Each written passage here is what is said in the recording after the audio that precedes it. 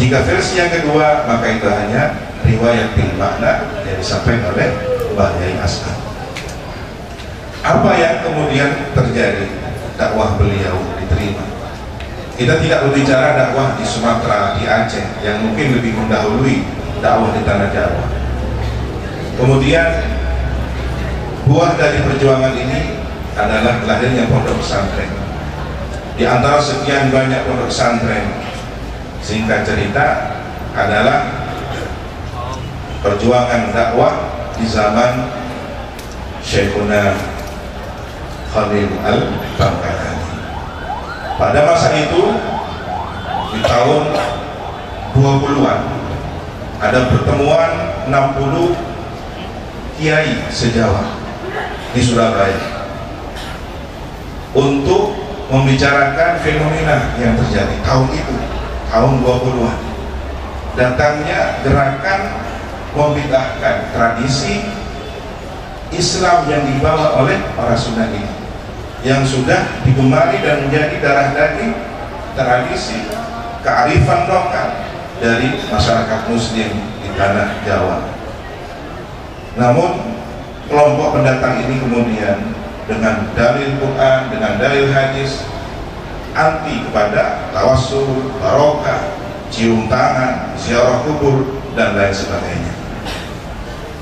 Maka peristiwa ini menggelisahkan para Yai sepuh. Beliau musyawarah apakah perlu mengadakan organisasi. Sebagian berpendapat sudahlah cukup dengan organisasi yang sudah ada ketika itu.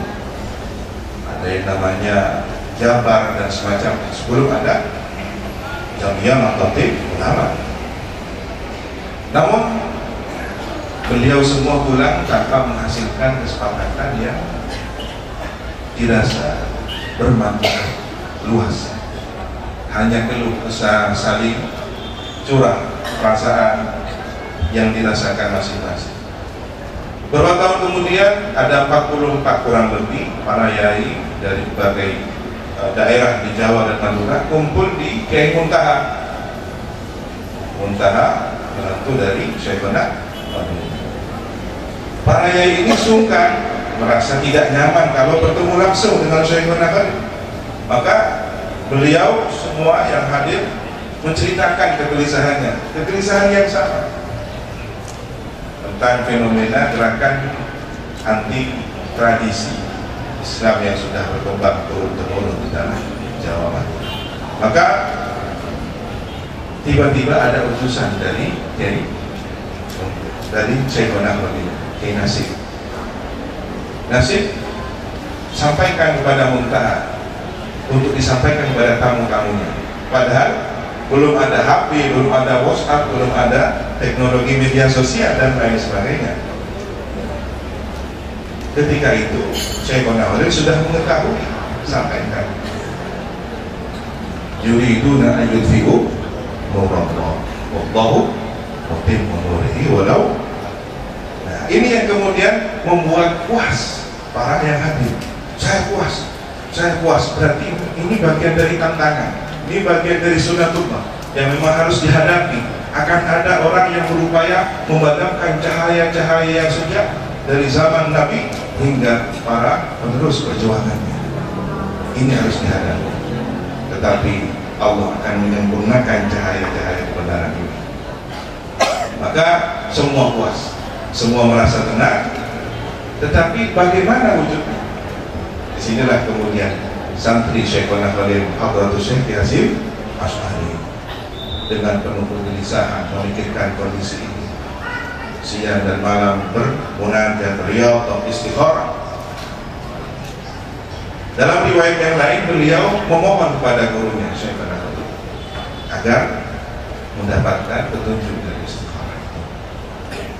Di tahun 24, mohon izin, dalam buku ini kami paparkan tahun 24 santri beliau yang bernama Raden As'ad masih remaja diutuslah mengantarkan tongkat dengan dibekali surat Taha, wa ma tilka biyaminika ya Musa qala ya asal, ada Quran ayat. cerita tentang tongkat Nabi Musa. Singkat cerita, di tahun berikutnya diutus kembali untuk mengantarkan tasbih dengan Asmaul Husna, ya Jabbar, ya Qahar. Mohon izin, mungkin ada atasnya. Ketika itu Syekhuna Khalil mempraktikkan ya Jabbar, ya Qahar, suruh sampaikan kepada Hadratus Syekh ya si Mas Ahmad.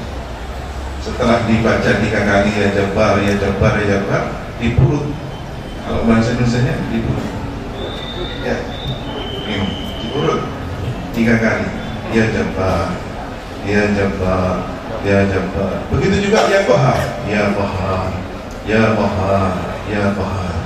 Dalam riwayat yang lain diputar urutan hingga selesai.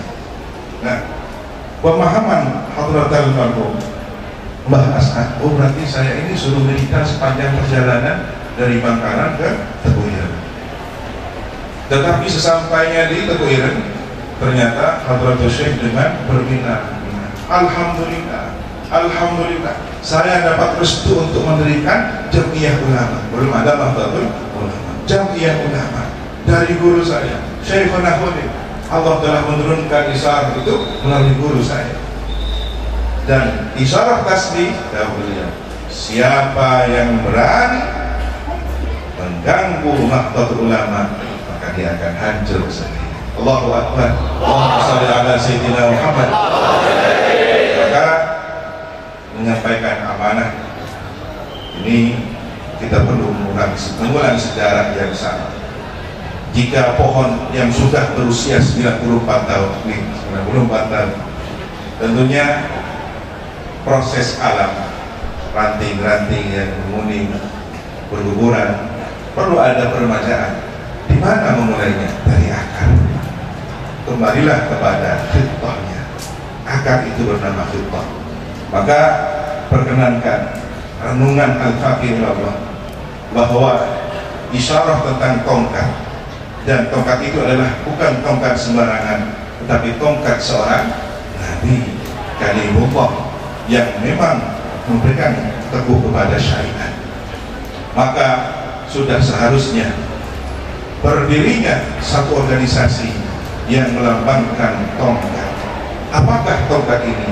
Dalam istilah Arab ini adalah identik dengan ra'il ghanam atau wakau, kan begitu fungsinya.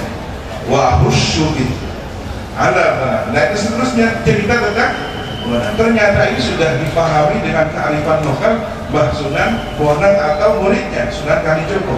Lahirlah sastra yang dikenal dengan Temban Ilir Cah Angon. Siapa Cah Angon? Karakter pengayom, karakter pemegang tongkat. Tetapi bukan sembarang Cah Angon, bukan sembarang pengembala. Beliau adalah menantunya siapa? Nabi Musa, menantunya Nabi Syuaib. 8 tahun mas kawinnya ngengon ya. Kalau ada di sini mungkin sejarah ya, mobil nikah di mahri muan embik belum tahun. Nah ini sejarah. Jadi ini yang mungkin perlu ada renungan filosofi sejarah, bahwa organisasi tongkat ini harus berkarakter Cah Angon. Apa yang akan ditunjukkan? Bagaimana menemukan tempat perlembagaan yang subur, ekonominya makmur, dan tentunya kesejahteraan yang membawa keberkahan dunia akhirat.